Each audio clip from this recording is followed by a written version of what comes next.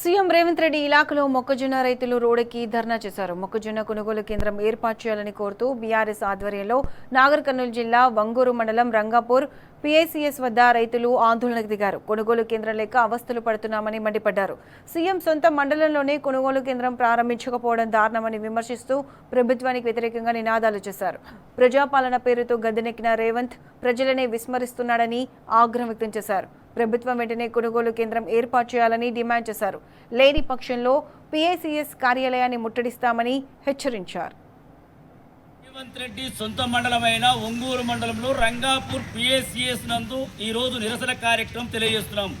ఎందుకనగా గత ప్రభుత్వం ఉన్నప్పుడు పీఐసీఎస్ నందు మొక్కల కొనుగోలు కేంద్రం కానీ రైతులకు పంటలు వచ్చే టైంలో కొనుగోలు కేంద్రం ప్రారంభించేది.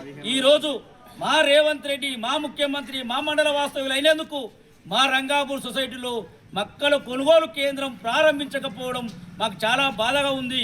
అతి కొద్ది రేపో ఎల్లుండో ప్రారంభించకపోతే రైతులతోనూ ఈ పిఎస్సిఎస్ను ముట్టడి కార్యక్రమం కూడా చేస్తాం. ఈ కార్యక్రమాన్ని ఉధృతం చేస్తాం.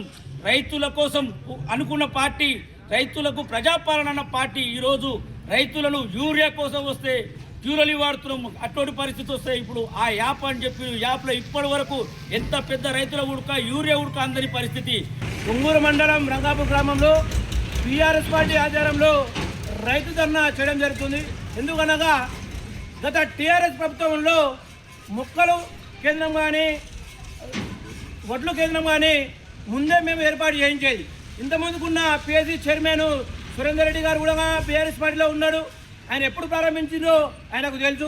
మరి ఇప్పుడు ఎందుకు ప్రారంభించలేరని మేము బీఆర్ఎస్ పార్టీ తరఫున ఒంగూరు మండలం తరఫున చెప్పడానికేమో సీఎం మండలు, కానీ అన్ని పనులు సీఎం మండలిలో లేట్ అవుతాయి.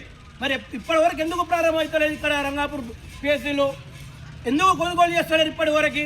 బీఆర్ఎస్ పార్టీ ప్రశ్నిస్తే కేసులు పెడతాం. ఇప్పుడు వచ్చిన కొత్త అధ్యక్షుడు అంటాడు మేము అనవసరంగా మాట్లాడితే కేసులు, అంటే ప్రశ్నిస్తే నిలదీస్తే కేసులు పెడతారా? మరి ఆనాడు టీఆర్ఎస్ పార్టీ ప్రభుత్వంలో రేవంత్ రెడ్డి గారు సీఎం గారు ప్రశ్నించలేదా? అంటే మేము ప్రశ్నిస్తే మేము మీద కేసులు పెడతాని గునాయిస్తారా? ఇది ఎంతవరకు సమానం?